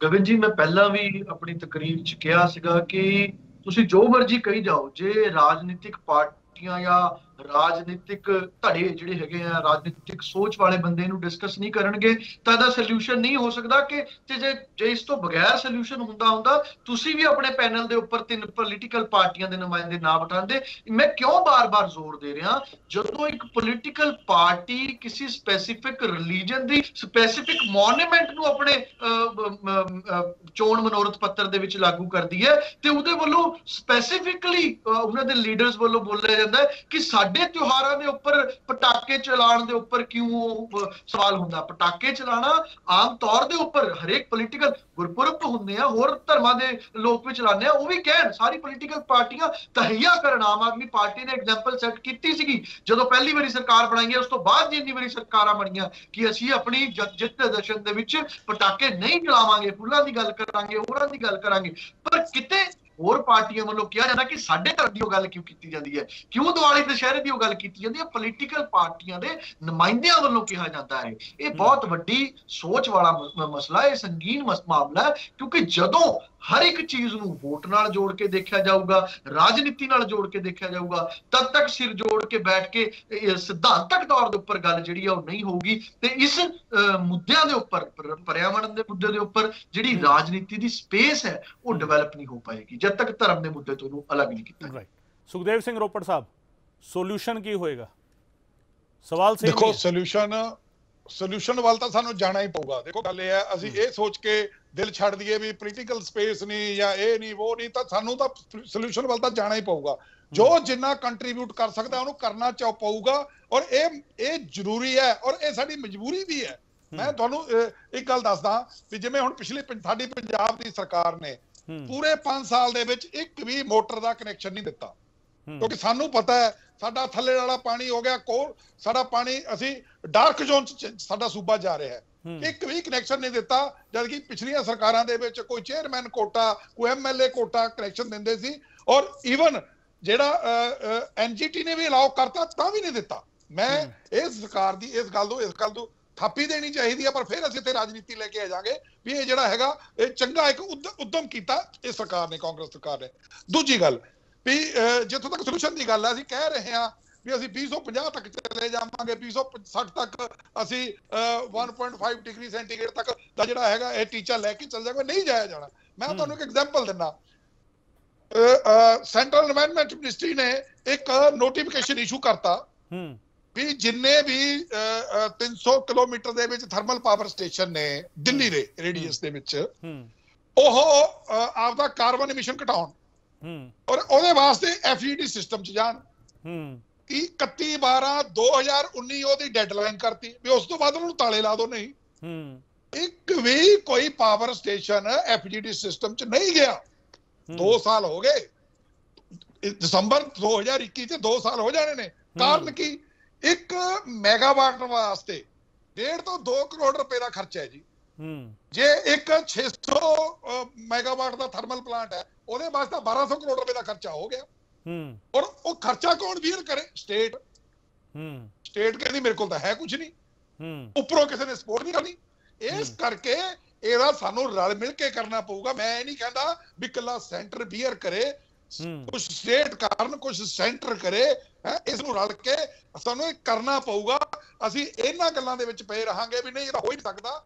ਇਹ ਗੱਲ ਬਿਲਕੁਲ ਪ੍ਰੈਸ ਸਾਹਿਬ ਦੀ ਨਾਲ ਮੈਂ ਸਹਿਮਤ ਹਾਂ। ਜੇ ਅਸੀਂ ਇਹਨਾਂ ਗੱਲਾਂ 'ਚ ਪਏ ਰਹੇ ਤਾਂ ਆਉਣ ਵਾਲੀ ਜਨਰੇਸ਼ਨ ਨੇ ਸਾਨੂੰ ਉਖਾੜ ਕੇ ਫੈਂਕ ਦੇਣਾ, ਕਿਉਂਕਿ এনवायरमेंट ਜਿਹੜਾ ਹੈਗਾ ਸਾਫ਼ ਪਾਣੀ ਦਾ, ਸਾਫ਼ ਹਵਾ ਦਾ ਔਰ ਸਾਫ਼ ਵਾਤਾਵਰਨ ਦਾ ਜਿਹੜਾ ਅਗਲੀ ਜਨਰੇਸ਼ਨ ਦਾ ਹੱਕ ਹੈ, ਜਿਹਦਾ ਕਿ ਅਸੀਂ ਹੱਕ ਮਾਰ ਰਹੇ ਹਾਂ। ਔਰ ਸਾਨੂੰ ਇਸ ਗੱਲ ਵਾਸਤੇ ਆਉਣ ਵਾਲੀਆਂ ਜਨਰੇਸ਼ਨਾਂ ਨੇ ਮਾਫ ਨਹੀਂ ਕਰਨਾ। ਸਾਨੂੰ ਇੱਧਰ ਉੱਧਰ ਦੀਆਂ ਗੱਲਾਂ ਛੱਡ ਕੇ ਇੱਥੇ ਕਨਸੈਂਟਰੇਟ ਕਰਕੇ ਇਹਨਾਂ ਗੱਲਾਂ ਦੇ ਵਿੱਚ ਰਲ ਮਿਲ ਕੇ ਇਸ ਗੱਲ ਨੂੰ ਸੋਲੂਸ਼ਨ ਨੂੰ ਅਸੀਂ ਇੱਧਰ ਨੂੰ ਜਾਈਏ। ਚੇਤਨ ਜੋਸ਼ੀ ਸਾਹਿਬ ਜੀ, ਸੇਮ ਸਵਾਲ। ਦੇਖੋ, ਜੇ ਅਸੀਂ ਡਿਵੈਲਪ ਕੰਟਰੀਜ਼ ਦੀ ਗੱਲ ਕਰਦੇ ਆ ਨਾ, ਤੇ ਉਹ ਵੀ ਖਰੇ ਨਹੀਂ ਉਤਰੇ ਆਪਣੀ ਉਸ ਕਮਿਟਮੈਂਟ ਦੇ ਉੱਤੇ। ਜੇ ਅਸੀਂ ਗੱਲ ਕਰਦੇ ਅਸੀਂ ਆਪਣੇ ਮੁਲਕ ਦੇ ਉੱਤੇ ਆ ਜਾਈਏ ਨਾ, ਮੈਂ ਉਸੇ ਤੇ ਹੀ ਆ ਰਿਹਾ ਨਾ। ਦੇਖੋ, ਹਿੰਦੁਸਤਾਨ ਜਿਸ ਸਿਸਟਮ ਤੋਂ 47 ਦੀ ਆਜ਼ਾਦੀ ਤੋਂ ਲੈ ਕੇ ਵੱਖ-ਵੱਖ ਸਰਕਾਰਾਂ ਇਸਨੇ ਦੇਖੀਆਂ ਨੇ, ਔਰ ਹਰ ਕੋਈ ਵੀ ਸਰਕਾਰ ਹੋਵੇ, ਮੈਂ ਇੱਥੇ ਕਿਸੇ ਨੂੰ ਕ੍ਰਿਟਿਸਾਈਜ਼ ਨਹੀਂ ਕਰਦਾ, ਜਿਹੜੀ ਵੀ ਸੱਤਾ ਦੇ ਵਿੱਚ ਸਰਕਾਰ ਆਉਂਦੀ ਹੈ ਕੁਝ ਵਾਅਦੇ ਕਰਕੇ ਆਉਂਦੀ ਹੈ, ਕੁਝ ਵਾਅਦਿਆਂ ਦੇ ਕੁਝ ਉਹਨਾਂ ਦੇ ਏਜੰਡੇ ਹੁੰਦੇ ਜਿਹਦੇ ਤੇ ਵੋਟ ਪੈਂਦੀ ਆ। ਚਾਹੇ ਅਸੀਂ ਰਾਮ ਮੰਦਿਰ ਦੀ ਗੱਲ ਕੀਤੀ, ਸਾਨੂੰ ਰਾਮ ਮੰਦਿਰ ਦੇ ਮੁੱਦੇ ਤੇ ਵੋਟ ਪਈ ਆ, ਸਾਨੂੰ 370 ਤੋੜਨ ਦੇ ਮੁੱਦੇ ਤੇ ਵੋਟ ਪਈ ਆ। ਲੇਕਿਨ ਉਸ ਦੇ ਨਾਲ ਮੈਂ ਪ੍ਰੋਫੈਸਰ ਸਾਹਿਬ ਦੀ ਗੱਲ ਨਾਲ ਸਹਿਮਤ ਹਾਂ ਕਿ এনवायरमेंट ਦੇ ਉੱਤੇ ਸਾਨੂੰ ਰਲ ਕੇ ਕੰਮ ਕਰਨਾ ਚਾਹੀਦਾ, ਕਿਉਂਕਿ ਹਵਾ ਜਦੋਂ ਇਹ ਨਹੀਂ ਵੇਖਦੀ ਕਿ ਪਾਕਿਸਤਾਨ ਦਾ ਬਾਰਡਰ ਆ, ਬੰਗਲਾਦੇਸ਼ ਦਾ ਬਾਰਡਰ ਆ ਜਾਂ ਚਾਈਨਾ ਦਾ ਬਾਰਡਰ ਆ, ਹਵਾ ਨੇ ਕੋਈ ਬਾਰਡਰ ਨਹੀਂ ਦੇਖਣਾ ਹੁੰਦਾ। ਦੂਸਰੇ ਮੁਲਕਾਂ ਦੀ ਵੀ ਉਨੀ ਜ਼ਿੰਮੇਵਾਰੀ, ਸਾਡੇ ਮੁਲਕ ਦੀ ਵੀ ਉਨੀ ਜ਼ਿੰਮੇਵਾਰੀ ਆ। ਹਾਂ, ਸਾਨੂੰ ਵੱਧ ਤੋਂ ਵੱਧ ਅਵੇਅਰਨੈਸ ਅਸੀਂ ਕ੍ਰੀਏਟ ਕਰ ਵੀ ਰਹੇ ਹਾਂ, ਸਟੇਟ ਗਵਰਨਮੈਂਟਸ ਵੀ ਰਲ ਕੇ ਕਰ ਰਹੀਆਂ ਨੇ। ਅਸੀਂ ਵੀ ਜਿਹੜੇ ਆਪਣੇ ਉੱਥੋਂ ਰੂਲ ਭੇਜਦੇ ਹਾਂ, ਜਿਹੜੀ ਮਰਜ਼ੀ ਸਟੇਟ ਗਵਰਨਮੈਂਟ ਹੋਏ, ਚਾਹੇ ਆਪ ਦੀ ਹੋਏ, ਚਾਹੇ ਕਾਂਗਰਸ ਦੀ ਹੋਏ, ਚਾਹੇ ਕਿਸੇ ਵੀ ਪਾਰਟੀ ਹੋਵੇ, ਉਹਨੂੰ ਫੋਲੋ ਤੇ ਕਰਦੀ। ਇਦਾਂ ਦੇ ਹੋ ਨਹੀਂ ਸਕਦਾ ਵੀ ਸੈਂਟਰ ਦੀ ਕੋਈ ਸਕੀਮ ਆਈ ਹੋ ਤੇ ਸਟੇਟ ਉਹਨੂੰ ਅਵੇਅਰਨੈਸ ਵਿੱਚ ਨਾ ਲੈ ਕੇ ਆਵੇ। ਲੇਕਿਨ ਇਹਦੇ ਵਿੱਚ ਸਭ ਤੋਂ ਵੱਡਾ ਸਵਾਲ ਆ ਕਿ ਅਸੀਂ ਇਸ ਪ੍ਰੋਬਲਮ ਨਾਲ ਜੂਝਣ ਡੇ ਆ। ਅਸੀਂ ਡਿਵੈਲਪਿੰਗ ਕੰਟਰੀ ਆ, ਸਾਡੇ ਕੋਸ਼ਿਸ਼ ਨੇ, ਸਾਡੇ ਪ੍ਰਯਤਨ ਨੇ, ਅਸੀਂ ਵੱਧ ਤੋਂ ਵੱਧ ਦੂਸਰੇ ਮੁਲਕਾਂ ਦਾ, ਆਪਣੇ ਲੋਕਾਂ ਦਾ, ਸਾਰਿਆਂ ਦਾ ਸਾਥ ਲੈ ਕੇ ਸਬਕਾ ਸਾਥ ਸਬਕਾ ਵਿਕਾਸ ਸਬਕੇ ਸਾਥ, ਸਾਡਾ ਤੇ ਮੋਟੋ ਹੀ ਇਹੋ ਆ। ਕੰਟਰੀ ਦਾ ਡਿਵੈਲਪਮੈਂਟ ਹੋਣਾ ਚਾਹੀਦਾ ਵਾ, ਐਟਮੋਸਫੇਅਰ ਸਾਫ਼ ਹੋਣਾ ਚਾਹੀਦਾ, এনवायरमेंट ਕਲੀਨ ਹੋਣਾ ਚਾਹੀਦਾ। ਇਹੋ ਸ਼ਬਦ ਨੇ ਜੀ। ਤੁਸੀਂ ਇਹ ਗੱਲ ਕਹਿ ਰਹੇ ਸੀ ਕਿ ਵੀ ਸਾਰੀ ਪਾਰਟੀਆਂ ਨੇ ਕੋਸ਼ਿਸ਼ਾਂ ਵੀ ਕੀਤੀਆਂ, ਤੁਸੀਂ ਪਹਿਲਾਂ ਵੀ ਇਹ ਗੱਲ ਕਹੀ, ਸਾਰੇ ਕਰਦੇ ਨੇ। ਮੈਂ ਬਹੁਤ ਇੱਕ ਛੋਟਾ ਸਵਾਲ ਪੁੱਛਾਂ ਜੀ। ਜੇ ਸਾਰੀ ਪਾਰਟੀਆਂ ਦੇ on behalf of each and everyone, ਜੇ ਮੈਂ ਤੁਹਾਡੇ ਤੋਂ ਬਹੁਤ ਸਿੱਧਾ ਜਵਾਬ ਪੁੱਛਾਂ ਕਿ ਪੋਲੀਟੀਕਲ ਪਾਰਟੀਆਂ ਨੂੰ ਇਸ ਗੱਲੋਂ ਡਰ ਲੱਗਦਾ ਹੈ ਕਿ ਜੇ ਅਸੀਂ ਚੁਗਿਰਦੇ ਦਾ ਮੁੱਦਾ ਲੈ ਕੇ ਗਏ, ਰਾਮ ਮੰਦਿਰ ਨੂੰ, 370 ਨੂੰ, ਬਾਕੀ ਚੀਜ਼ਾਂ ਨੂੰ ਸੈਕੰਡਰੀ ਕਰਕੇ ਪ੍ਰਾਇਮਰੀ ਅਸੀਂ ਆਬੋ ਹਵਾ ਦਾ ਮੁੱਦਾ ਰੱਖਿਆ ਤੇ ਅਸੀਂ ਇਹ ਦਾਅਵਾ ਕੀਤਾ ਬਈ ਅਸੀਂ ਤੁਹਾਨੂੰ ਸਾਫ਼ ਹਵਾ ਤੇ ਸਾਫ਼ ਪਾਣੀ ਪਹਿਲੀ ਪ੍ਰਾਇੋਰਟੀ ਦੇ ਸਾਡੇ ਦੇ ਮੈਨੀਫੈਸਟੋ ਦੇ ਵਿੱਚ ਹੈਗਾ, ਤੁਸੀਂ ਦੇਖਿਆ ਨਹੀਂ, ਪੜਿਆ ਨਹੀਂ ਤੁਸੀਂ। ਸਰ, ਫਸਟ ਪ੍ਰਾਇੋਰਟੀ ਜੀ, ਮੈਂ ਨੰਬਰ 170 139 ਨੰਬਰ ਦੀ ਗੱਲ ਨਹੀਂ ਕਰ ਰਿਹਾ, ਮੈਂ ਕਹਿ ਰਿਹਾ ਫਸਟ ਪ੍ਰਾਇੋਰਟੀ। ਜੇਕਰ ਅਸੀਂ ਇਹ ਲੈ ਕੇ ਜਾਈਏ ਕਿ ਸਾਨੂੰ ਡਰ ਲੱਗਦਾ ਹੈ ਵੀ ਲੋਕ ਸਾਨੂੰ ਵੋਟ ਨਹੀਂ ਪਾਣਗੇ ਇਸ ਮਸਲੇ। ਦੇਖੋ ਜੀ, ਕਾਰ ਪਲੱਗ ਕੱਢਦੀ ਹੈ ਨਾ ਤੇ ਕਾਰ ਨਹੀਂ ਸਟਾਰਟ ਹੁੰਦੀ, ਕੱਲੇ ਸਟੀਅਰਿੰਗ ਦਾ ਮੁੱਲ ਨਹੀਂ ਹੁੰਦਾ। ਹਰ ਪਾਰਟ ਦਾ, ਹਰ ਮੁੱਦੇ ਦਾ, ਹਰ ਲਾਈਨ ਦਾ, ਹਰ ਵਾਇਦ ਦਾ ਆਪਣੀ ਇੱਕ ਇੰਪੋਰਟੈਂਸ ਆ। ਇਹਦੇ ਵਿੱਚ ਤੁਸੀਂ ਇਹ ਨਾ ਕਹੋ ਕਿ ਅਸੀਂ ਇਹਨੂੰ ਪ੍ਰਾਇੋਰਟੀ ਤੇ ਰੱਖਦੇ ਹਾਂ, ਉਹਨੂੰ ਸੈਕੰਡਰੀ ਰੱਖੇ, ਉਹਨੂੰ ਥਰਡ ਰੱਖਦੇ ਹਾਂ। ਸਾਰੇ ਮੁੱਦੇ ਇਕੁਅਲ ਨੇ। ਜਿਸ ਤਰ੍ਹਾਂ ਸਾਰੀ ਦੁਨੀਆ ਦੇ ਹਰ ਕਾਇਦੇ ਕਾਨੂੰਨ ਇੱਕ ਨੇ, ਇਹ ਮੁੱਦੇ ਬਰਾਬਰ ਨੇ। ਇਹ ਵੀ ਇੱਕ ਬਹੁਤ ਵਧੀਆ ਗੱਲ ਆ ਕਿ ਅਸੀਂ ਅੱਜ ਇੱਕ ਮੰਚ ਦੇ ਉੱਤੇ ਇੱਕ ਐਕਸਪਰਟ ਦੇ ਨਾਲ ਰਾਜਨੀਤਿਕ ਪਾਰਟੀਆਂ ਡਿਸਕਸ਼ਨ ਕਰ ਰਹੀਆਂ। ਇਹੋ ਜਿੱਤ ਦਾ ਪਹਿਲਾ ਕਦਮ ਆ ਸਾਡਾ। ਆਲੂਵਾਲੀਆ ਸਾਹਿਬ, ਜਿੱਥੇ ਪਾਰਟੀਆਂ ਮੰਨਣ ਨੂੰ ਤਿਆਰ ਨਹੀਂ ਕਿ ਅਸੀਂ ਇਸ ਨੂੰ ਪ੍ਰਾਇੋਰਟੀ ਰੱਖ ਸਕਦੇ ਹਾਂ, ਉਸ ਮੁਲਕ ਵਿੱਚ ਹੈ ਹੀ ਪ੍ਰਾਇੋਰਟੀ ਹੈ ਸਰ। ਉਸ ਮੁਲਕ ਵਿੱਚ ਅਸੀਂ ਸੋਲੂਸ਼ਨ ਦੀ ਉਮੀਦ ਕੀ ਕਰੀਏ? मैंने फिर कहा education and only education will resolve it. ये जो घुमा घुमा के जलेबी की तरह राजनेता बोलेंगे अल्टीमेटली ये पिट जाएंगे इस आर्गुमेंट में, क्योंकि लोग समझ जाएंगे कि ये हमें बेवकूफ बना रहे हैं। अब कोई ये कहे कि तेरी सांस लेना तेरे लिए इंपॉर्टेंट नहीं है, पानी शुद्ध पीना तेरे लिए इंपॉर्टेंट नहीं है, बाकी चीजें जितनी इंपॉर्टेंट है उतनी तेरी हवा है। एक बार इनकी सांस रोक के देखिए ना जरा, इनसे पूछिए भैया बता क्या इंपॉर्टेंट है, फिर बोले नहीं नहीं मेरी सांस सबसे इंपॉर्टेंट है। अगर इनकी सांस सबसे इंपॉर्टेंट है और सारे नेताओं ने कि हर पार्टी वाले ने एयर प्योरीफायर ढेर सारे खरीद के अपने दफ्तर में घरों में लगा लिए हैं सरकारी खर्चे पे, अरे सैर करने तो जाते होंगे ना ये बेचारे, सैर तो करनी जरूरी है ना, कोलेस्ट्रॉल तो घटाना है, तोंद को तो कम करना है, कुछ तो अपने फेफड़े ठीक करने हैं। तो घूम घाम के ये जन चेतना इनमें भी आएगी, और वो बच्चे जो है ना आजकल के हमारे 15 साल वाले 20 साल वाले वो सारों को सीधा कर देंगे और बच्चों को पढ़ा, स्कूल की एजुकेशन में पर्यावरण का मुद्दा बहुत ऊंचा हो जाए। स्कूल के एजुकेशन की बात कर रहा हूँ मैं, रिसर्च की बात कर ही नहीं रहा मैं, यूनिवर्सिटी का रिटायर्ड प्रोफेसर हूँ, पर मैं स्कूल के एजुकेशन की बात कर रहा हूँ और गांव के स्कूल के एजुकेशन की बात कर रहा हूँ। जब आप बच्चों को सिखा देते हो ना तो वो अपने माँ बाप को और अपने लीडर्स को सीधा कर देते हैं। तो इन सबको मैं भगवान से दुआ करता हूँ कि वो जो शांति पाठ हमारी सभ्यता में हजारों साल से करते हैं हम अपने घरों में, उस शांति पाठ की हमारे नेता भी और हमारी जनता भी, हमारे अध्यापक भी उसकी पूजा करें, शांति पाठ को दिल से शांति पाठ बोलें और वो शांति पाठ ही एक मैनिफेस्टो हो, वो शांति पाठ ही मैनिफेस्टो हो हर पार्टी का। और धर्म के नेताओं को मैं कहूंगा कि वो एक बार राजनीति में कूद जाएं सारे के सारे और उस शांति पाठ को मुद्दा बना दें। जिस दिन इस भारतवर्ष में जब हम पूरे नदियों नालों की पहाड़ों की पूजा करने वाला देश है ये, तो क्यों ना हम शांति पाठ को अपना मैनिफेस्टो बना दें और ये मजबूर कर दें इनको सबको कि हमें बेवकूफी ना की तरफ ना ले जाओ, हमारे पैसे बर्बाद करके हमें ऐसे तुम इधर उधर ना भटकाओ। हमें सब कुछ इंपॉर्टेंट है पर सांस लेना सबके लिए सबसे ज्यादा है। बहुत बहुत शुक्रिया प्रोफेसर आलूवालिया, बहुत बहुत शुक्रिया ਤੁਹਾਡਾ इस चर्चा में शामिल होने ਲਈ। सुखदेव सिंह रोपड़ जी ਤੁਹਾਡਾ बहुत बहुत शुक्रिया, रविंदर सिंह जी ਤੁਹਾਡਾ बहुत बहुत शुक्रिया, चेतन जोशी जी ਤੁਹਾਡਾ बहुत बहुत शुक्रिया इस चर्चा में शामिल होने ਦੇ ਲਈ।